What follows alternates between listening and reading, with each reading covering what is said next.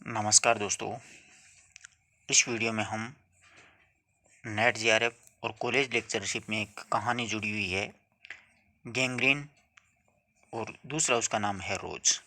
देखिए, गैंग्रीन जो इस कहानी का शीर्षक है वो अज्ञे जी ने इसलिए दिया था पहले कि इस कहानी की मुख्य नायिका मालती है। मालती का जो पति है वो एक पहाड़ी क्षेत्र में डिस्पेंसरी में मतलब डॉक्टर है।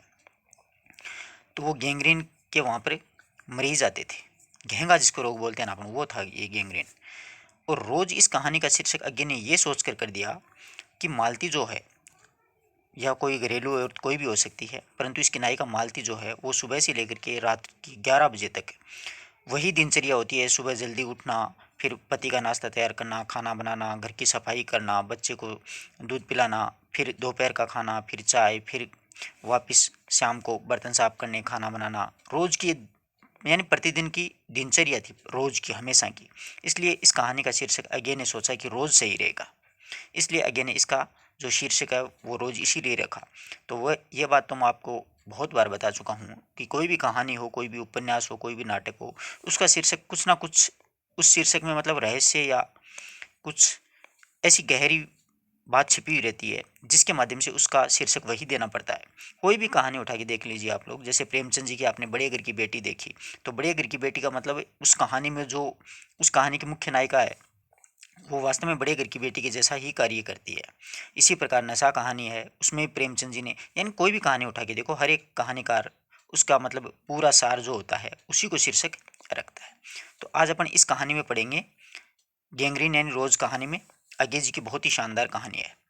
अज्ञे जी स्वयं वहाँ पर गए थे। ये जो मालती जो है वो अज्ञे जी की एक सिस्टर है, परंतु अज्ञे का और मालती का जो रिश्ता है वो एक भाई बहन का रिश्ता नहीं होकर के एक सख्य भाव का रिश्ता, मतलब एक दूसरे के बहुत ही करीबी मित्र रहते हैं। तो मित्रता का रिश्ता सर्वोच्च रिश्ता समझा जाता है। तो देखिए, ये कहानी है डलहौजी मई 1934 में अज्ञे के द्वारा लिखी गई है। अब कई विद्यार्थी बहुत बार ये प्रश्न कर लेते हैं, अज्ञे को अज्ञे नाम किसने दिया? तो ये बात मैं बहुत बार बता भी चुका हूँ। एक वीडियो भी मैंने अज्ञे जी का जीवन चरित्र के रूप में मैंने जीवन परिचय डाल रखा है, प्ले लिस्ट में से देखिएगा। ये नामकरण है अज्ञे जी को, वो प्रेमचंद जी के द्वारा दिया गया है। तो देखिए, दोपहर में मैं उस सूने आंगन में पैर रखते ही मुझे ऐसा जान पड़ा मानो उस पर किसी सांप की छाया मंडरा रही हो। उसके वातावरण में कुछ ऐसा एकत्य अस्पृश्य किंतु फिर भी बोझल और प्रकंपमय और घनी छाया फैल रहा था। अज्ञे जी जहाँ पर जाते हैं, मतलब अपनी जो सिस्टर है मालती, उसके घर का ये वर्णन किया गया है कि दोपहर में मैं सोने आंगन पर वहाँ पर पैर रखा था तो मुझे ऐसा लगा कि मानो यहाँ पर किसी सांप सांप का यानी छाया मंडरा रही हो, कोई दुख की छाया मंडरा रही। वातावरण इस प्रकार का था वहाँ का, उस घर का, कि अज्ञे जी कहते हैं वो मैं कह नहीं सकता, यानी मतलब एकत्य है, उसको मैं वर्णन नहीं कर सकता, उसको स्पर्श से छू नहीं सकता, किंतु बोझल और प्रकंप में यानी कंपाने वाला था, घना सा फैल रहा था। मेरी आहट सुनते ही मालती बाहर निकली, यानी पैरों की आहट सुनते ही मालती बाहर निकली। मुझे देखकर पहचान कर उसकी मुरझाई हुई सी मुद्रा, मुख मुद्रा है, वो तनिक से मीठे विषम में से जाग उठी और फिर पूर्ववत हो गई। उसने कहा आओ, और बिना उत्तर की प्रतीक्षा किए भीतर की ओर चली। मैं भी उसके पीछे चला गया। बहुत ही अच्छी बात लिखी है। अज्ञे जी ने आगे लिखते हैं कि मालती मुझे देख कर मेरे पैरों की आहट सुन करके बाहर निकली, और एक अपने मतलब परिचित को देख करके जैसे मुख में मुद्रा होती है, मतलब मुरझाया होता है वो भी एक बार खिल जाता है, तो ऐसा ही चेहरा मालती का हो गया। और विषम में से उसने कहा कि आओ, और अंदर चली गई। कुछ बोली नहीं, इतना ही कहा। भीतर पहुंचकर मैंने पूछा, ये वे यहाँ नहीं है? वे का मतलब आपके पति। अभी नहीं आए हैं, दफ्तर में हैं, थोड़ी देर में आ जाएंगे। कोई 1:30-2 बजे आया करते हैं, यानी दोपहर में आते हैं। कब गए थे? सवेरे उठते ही चले जाते हैं, यानी ड्यूटी पर सवेरे उठते ही चले जाते हैं। मैंने हूँ कहकर पूछने को हुआ, और तुम इतनी देर क्या करती हो, कि तुम इतने समय तक क्या करती हो? पर फिर सोचा, आते ही एकाएक ये प्रश्न करना ठीक नहीं है। मैं कमरे के चारों ओर देखने लगा। अज्ञे जी जाकर के कमरे में बैठ गए। मालती एक पंखा उठा लाई और मुझे हवा करने लगी, यानी दोपहर का समय था, हवा करने लगी, पसीना वसीना आ रहा था शरीर को। मैंने आपत्ति करते हुए कहा, मुझे नहीं चाहिए, पर वह नहीं मानी। बोली, ओह वाह, चलिए, कैसे नहीं चाहिए, इतनी धूप में आए हो यहाँ तो। मैंने कहा अच्छा तो लाओ मुझे दे दो, यानी अंग्रेजी ने पंखा स्वयं ले लिया। वह शायद ना करने वाली थी, पर तभी दूसरे कमरे में शिशु यानी मालती का जो बच्चा था, इस बच्चे का नाम टीटी कह करके पुकारते हैं इस बच्चे को, दूसरे कमरे से शिशु के रोने की आवाज़ सुन करके उसने चुपचाप पंखा मुझे दे दिया, यानी मालती ने अंग्रेजी को पंखा दे दिया और घुटनों पर हाथ टेक करके थकी हुई सी हूँ करके उठी और भीतर चली गई। अपन जैसे थक करके हार करके बैठ जाते हैं, फिर अपन को अचानक उठना पड़ता है तो अपन भी ऐसे करके उठते हैं।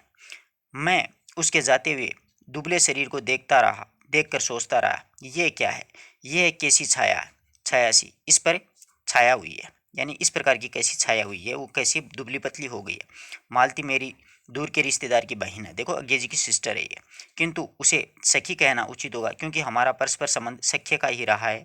हम बचपन में इकट्ठे खेले हैं, इकट्ठे लड़े हैं, पीटे हैं, हमारी पढ़ाई भी बहुत कुछ साथ साथ हुई है और हमारे व्यवहार में सदा ही सख्य और स्वेच्छा और स्वच्छंदता रही है।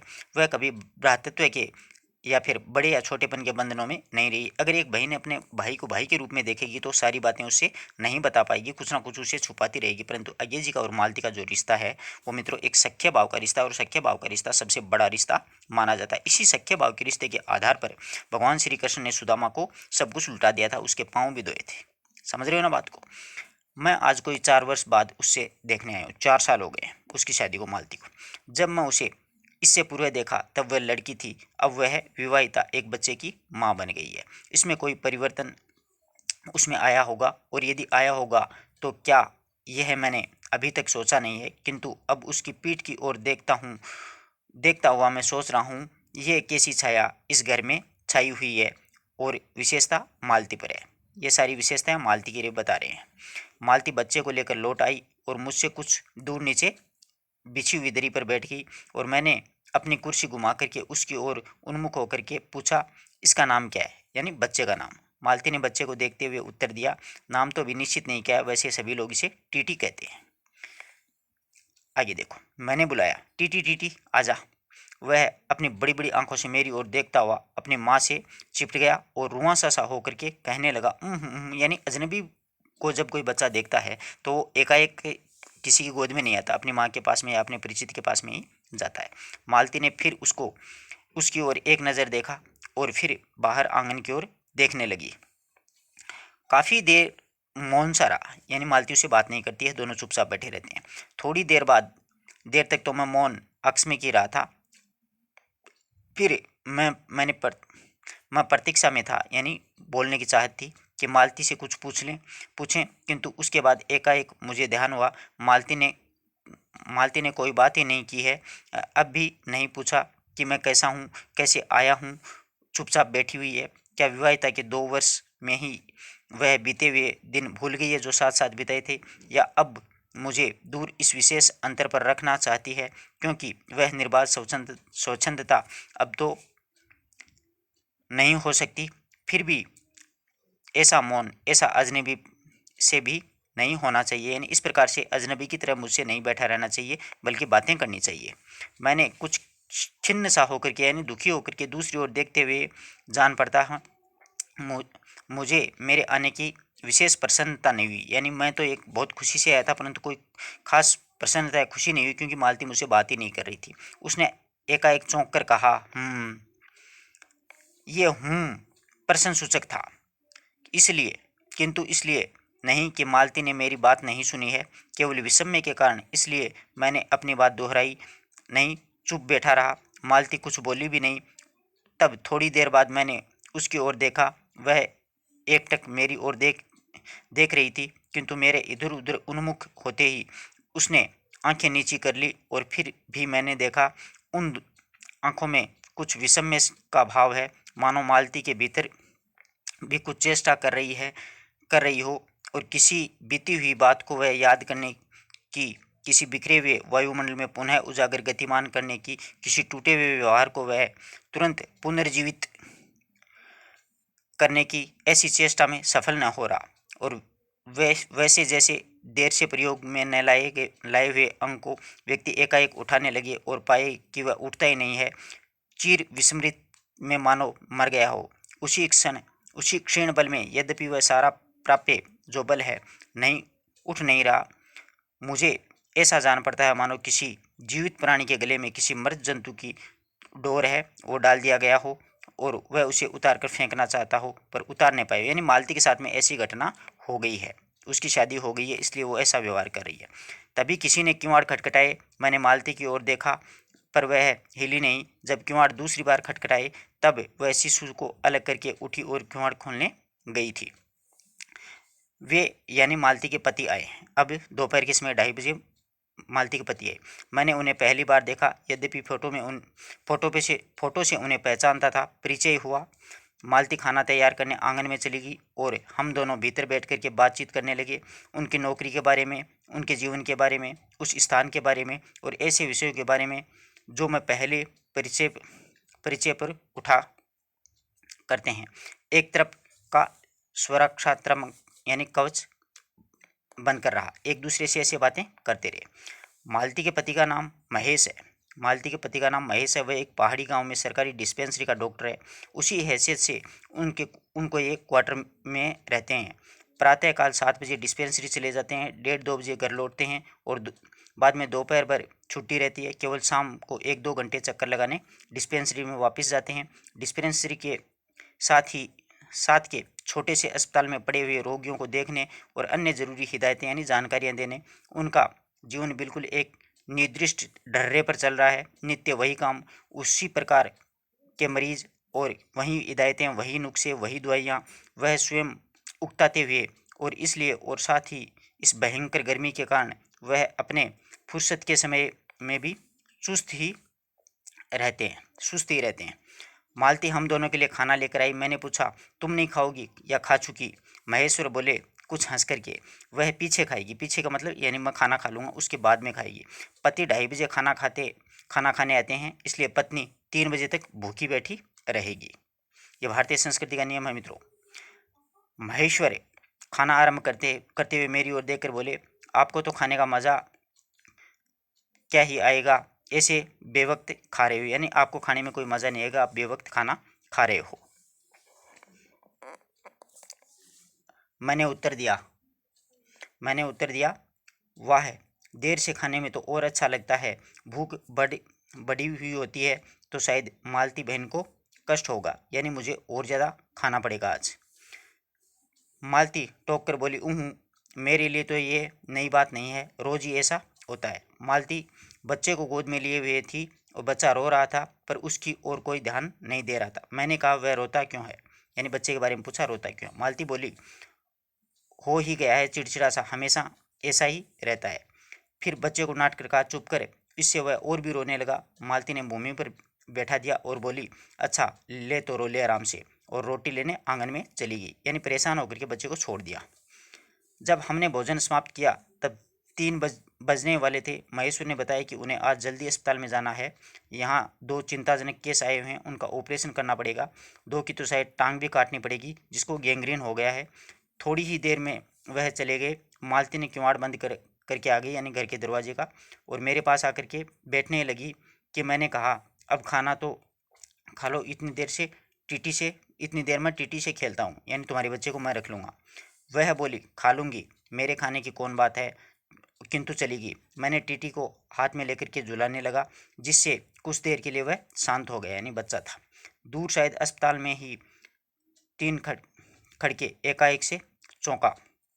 मैंने सुना मालती वही आंगन में बैठी अपने आप ही एक लंबी सी थकी हुई सी सांस के साथ कह रही थी, 3 बज गए हैं, मानो बड़ी तपस्या के बाद में कार्य संपन्न हुआ है, यानी काफ़ी समय हो गया, अब मेरा कार्य अब समाप्त हुआ सुबह का। थोड़ी देर में मालती फिर आई और मैंने पूछा, तुम्हारे लिए कुछ बचा भी था या सब कुछ तो मैंने खा लिया? वह बोली, बहुत था। हाँ बहुत तो था, बाजी तो सारी मैं ही खा गया था, वहाँ बचाव कुछ होगा नहीं। यूँ रोब तो न जमाओ कि बहुत था, मैंने हंस करके कहा। मालती मानो किसी और विषय की बात कहती हुई बोली, यहाँ सब्जी वब्जी तो कुछ होती ही नहीं है, कोई आता जाता है तो नीचे से मंगवा लेते हैं, और मुझे आए 15 दिन हुए हैं तो सब्जी साथ में लाए थे, वही अब तक बरत रही हूँ। यानी वो पहाड़ के ऊपर चोटी में रहते थे, जो कुछ भी बचता था वो उसके ही काम चला रहे मतलब। मैंने पूछा, नौकर कोई नहीं है? कोई ठीक मिला ही नहीं, शायद 1-2 दिन में हो जाएगा, नौकर की व्यवस्था हो जाएगी। बर्तन भी तुम ही मांजती हो? और कौन? कहकर मालती क्षण भर आंगन में जाकर लौट आई। मैंने पूछा, कहाँ गई थी? आज पानी नहीं आया, बर्तन कैसे मांजेंगे? क्यों, पानी को क्या हुआ? रोज ही होता है, कभी वक्त पर तो आता नहीं है। आज शाम को 7 बजे आएगा, तब बर्तन मांजेंगे। चलो, तुम्हें 7 बजे तक की छुट्टी हुई, कहते हुए मैंने मन ही मन मैं सोचने लगा, और अब इसे रात के 11 बजे तक का काम करना पड़ेगा।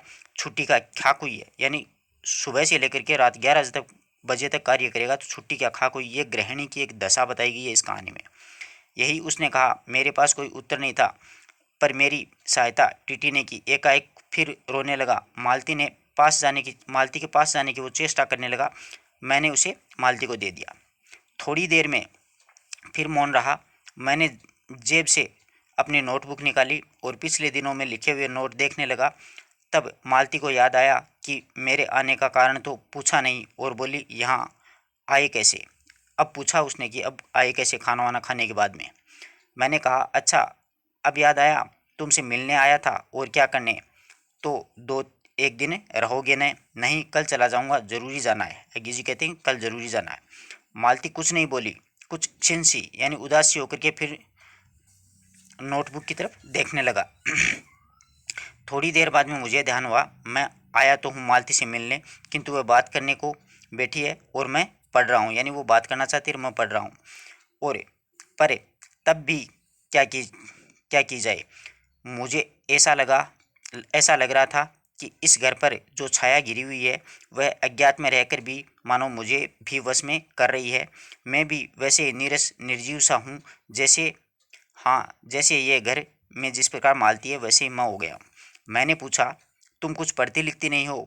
मैं चारों ओर देखने लगा कि कहीं किताबें दिख पड़े।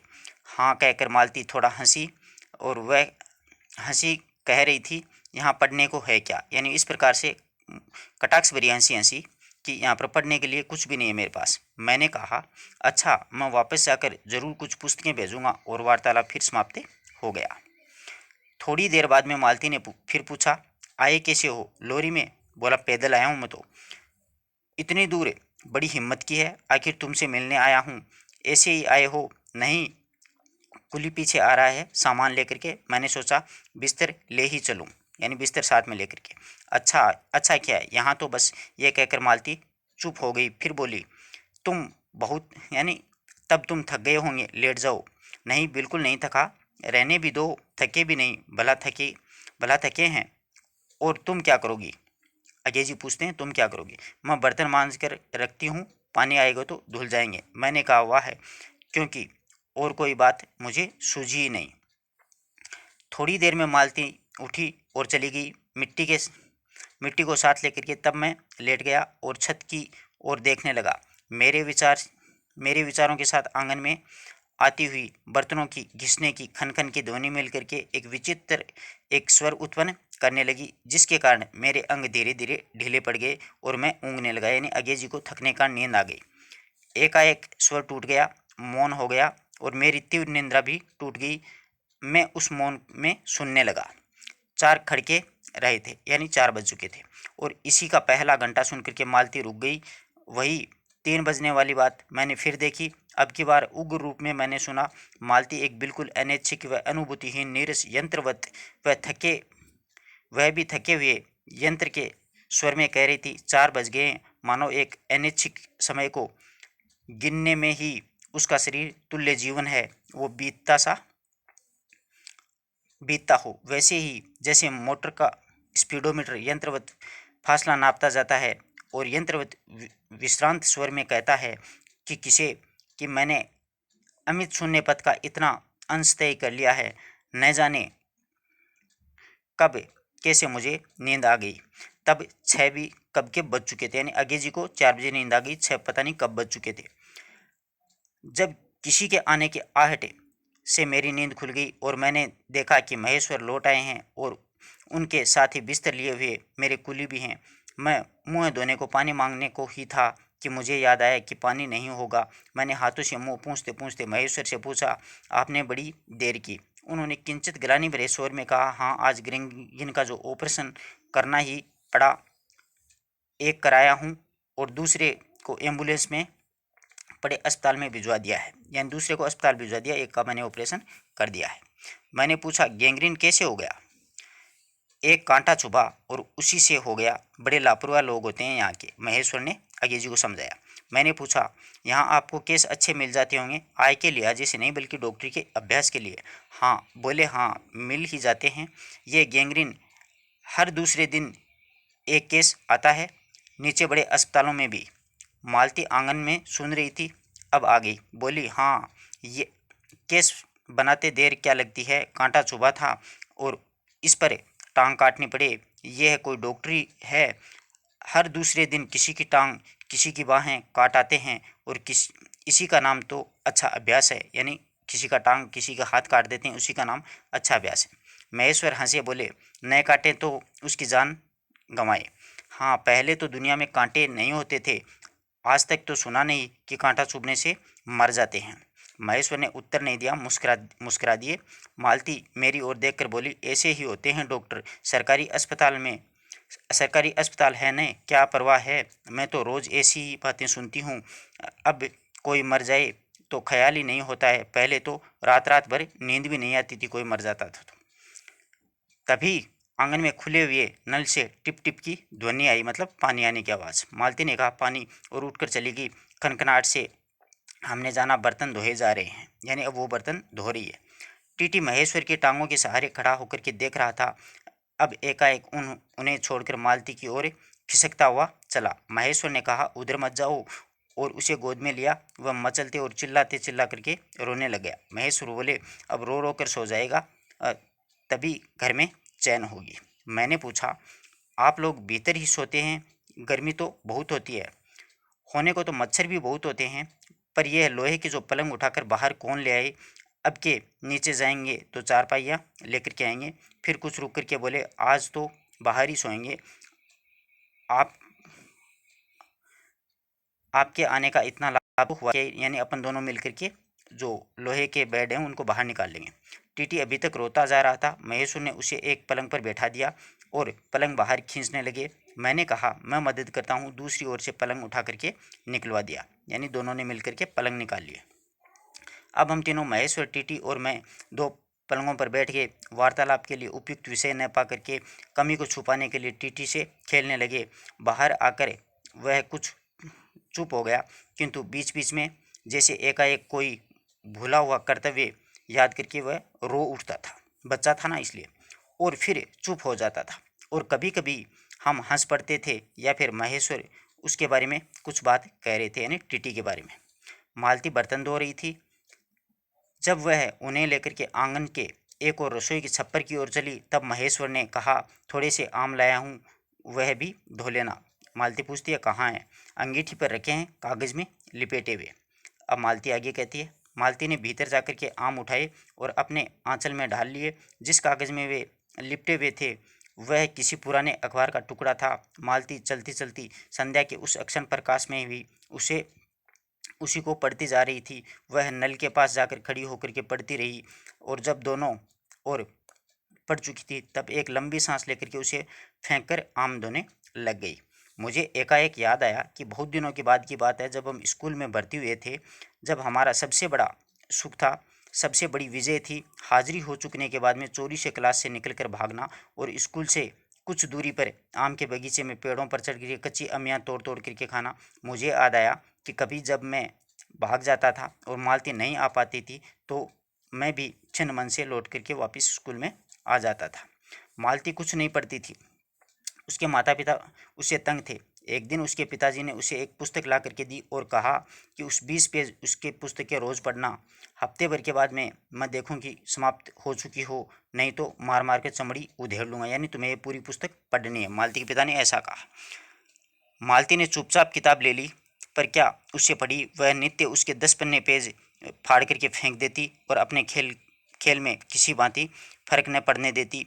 जब 8वें दिन उसके पिता ने पूछा कि किताब समाप्त कर दी, तो उत्तर दिया, हाँ जी कर दी। पिताजी ने कहा, लाओ प्रश्न पूछूंगा, तो चुप खड़ी रही। पिता ने कहा तो उद्दत स्वर में बोली, किताब तो फाड़ कर मैंने फेंक दी, मैं नहीं पढ़ूंगी।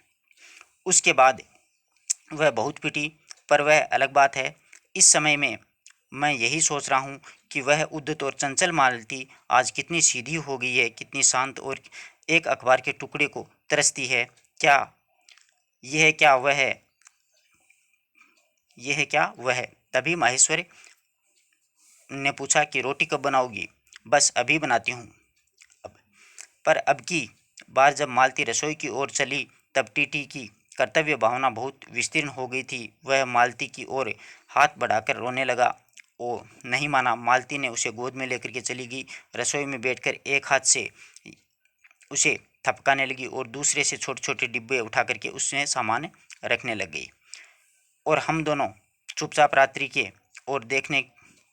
की ओर भोजन की ओर एक दूसरे को के कुछ कहने और न जाने किस किस न्यूनता की पूर्ति की प्रतीक्षा करने लगे। हम भोजन कर चुके थे और बिस्तरों पर लेट गए थे और टीटी सो गया था। मालती पलंग के एक ओर से मोमताज बिछा करके मोमजामा बिछा करके और उस पर लेट गई या लेटाई गई थी।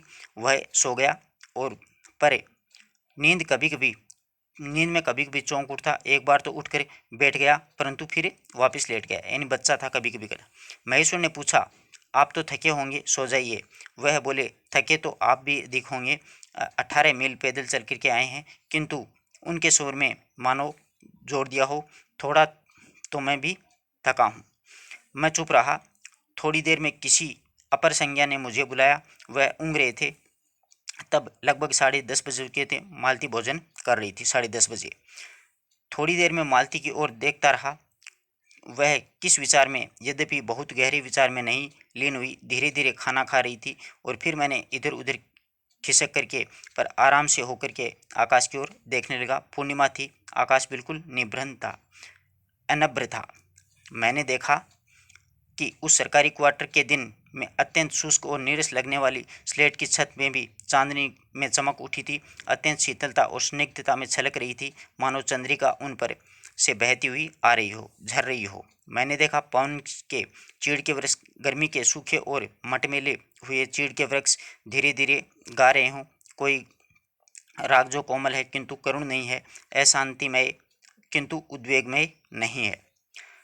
मैंने देखा प्रकाश के धुंधले नीले आकाश के तट में जो चमगादड़ नीवर उड़ान में चक्कर काट रहे हैं वे भी सुंदर दिखते हैं। मैंने देखा दिन भर की तपन, अशांति, थकान, दाह पहाड़ों से भाप उठा करके वातावरण में खोए जा रहे हैं और जिसे ग्रहण करने के लिए पर्वत शिशु अपनी चीड़ वृक्ष रूपी भुजाएं आकाश की ओर बढ़ा रखी है।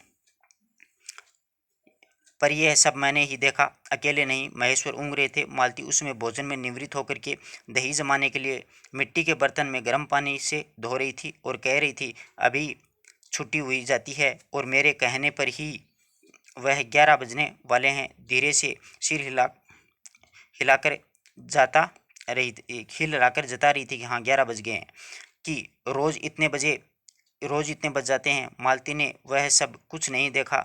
मालती का जीवन अपनी रोज की नियत गति में बहता जा रहा था। एक चंद्रमा की चंद्रिका के लिए, एक संसार के लिए रुकने के लिए तैयार नहीं था। चांदनी में शिशु कैसा लगता है, वह अलस जिज्ञासा से मैंने टीटी की ओर देखा और एकाएक मानो किसी शेषवोचित वामता से उठा और खिसक कर पलंग के नीचे गिर पड़ा। चिल्ला चिल्ला कर रोने लगा। महेश्वर ने चौंक कर कहा, क्या हुआ है।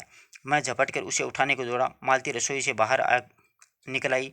मैंने उस पर खूंट शब्द को याद करके धीरे से करुण स्वर में कहा, चोट बहुत लग गई है बेचारे को। यह सब मानो एक ही एक्शन में, एक ही क्रिया में, एक गति में हो गया हो।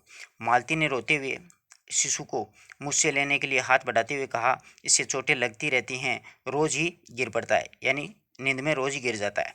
एक क्षण के भर के लिए मैं स्तब्ध हो गया और फिर एकाएक मेरे मन में मेरे समूचे अस्तित्व ने विद्रोह के स्वर में कहा। मेरे मन ही मन, भीतर ही भीतर, बाहर एक शब्द भी नहीं निकला। माँ, युवती माँ, ये तुम्हारे हृदय को क्या हो गया है जो तुम अपने एकमात्र बच्चे को गिरने से ऐसी बात कह रही हो। और यह है अभी जब तुम्हारा सारा जीवन तुम्हारे आगे पड़ा है।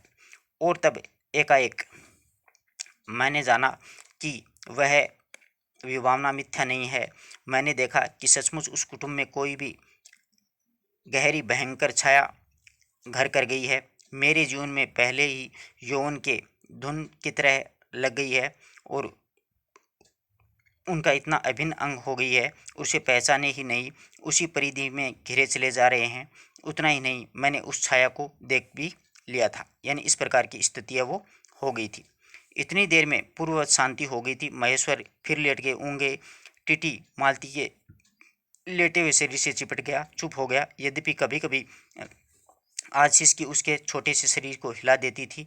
मैंने अनुभव करने लगा था कि बिस्तर अच्छा सा लग रहा है। मालती चुपचाप ऊपर आकाश की ओर देख रही थी, किंतु क्या चंद्रिका को या फिर तारों को।